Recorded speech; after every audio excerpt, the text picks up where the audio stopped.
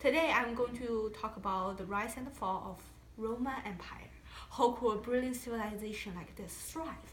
And how could a civilization like this, who have engineering skill way past its time, fall? First, we're going to talk about the factor of its rise. About its good leader, of course. The real rise started at the Pax of Romania, which people have very good leadership. They help protect the country, help expand the military, help sell law. So their people think they are ruled by law instead of ruled by people, which is not always the case. They have 5 very good leaders. One example I'm going to use will be Hadrian. The Trojan is the one before him. We conquer a lot of land, like the most expansions. But Hadrian actually convert all those military conquer into political unit, which help stable the country. Engineering skill, just like I say, they have engineering skill way past its time. It help them conquer. It make them go any way they want, even help improve the quality of people's life. For example, Caesar's bridge will help them go anywhere. They can use boat to travel through the river, but if military was on board, it separated the power and it's not really good for conquer.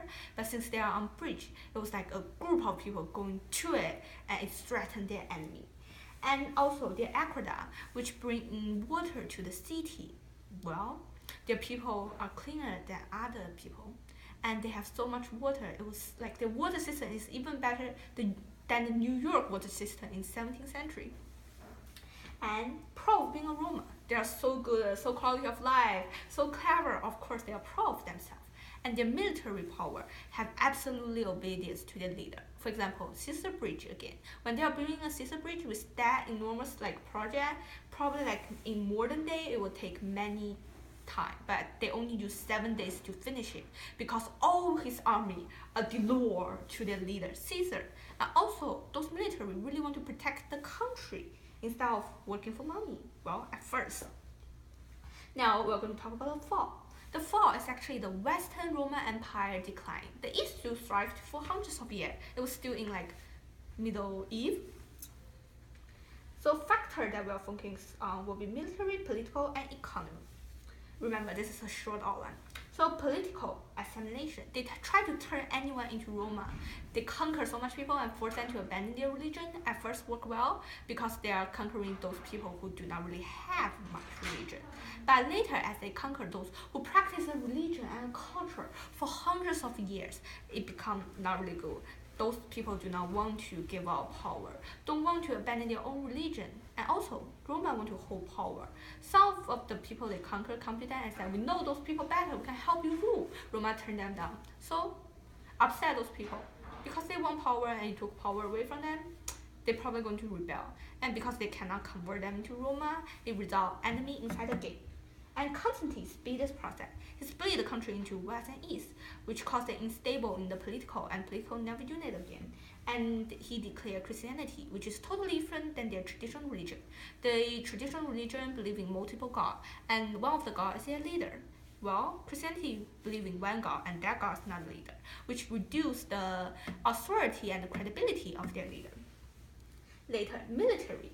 Well, during its fall, there are barbarian tribes around it, invasion it. Harms had come. Many different barbarian tribes. Well, their military was overexpanded. They hold too much they can hold. So when one place was under attack, not like more than you can call, oh no, help, we are under attack. Impossible. Some place under attack, some place do not even know, and spreading out of military result weak power in different places. And lateral weakening. During the peacetime, military are used as guard to keep peace. Some people haven't gone home for years, and as war started, military was not enough to protect that much places. So, of course, they force people in, and volunteers better than forcing. This is what history teaches us. And during so many years, those are military already weakening, and they're tired, don't want to work anymore, and some strong military only work for money and only listen to their commander. They do not want to protect the city of Roma anymore. That's not their only goal. And economy, monetary trouble. Well, monetary trouble make them impose tax on people and use less silver to make coin. As more coin enter in the market and less value of each coin, the merchant will increase the price, which causes inflation. And inflation makes some of the poor people cannot even buy food. Also, taxation. They oppose taxation on rich people, but rich people who have a lot of possession do not really want to pay tax to it, which results, dum dum dum, they go out and set out independent.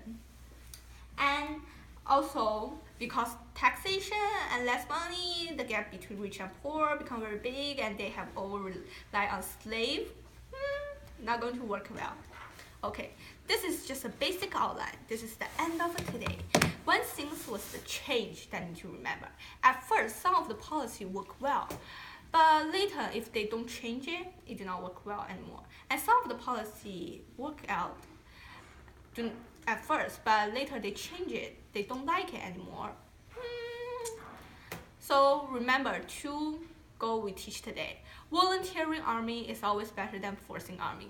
And when you're making a decision, be careful because it may affect bigger impact. Maybe you think, oh, I change a religion, so easy. But if you are a leader, changing religion may cause political, economy, different kind of problem. Thank you. This is the end of today. Remember, this is only an outline. It's supposed to be short.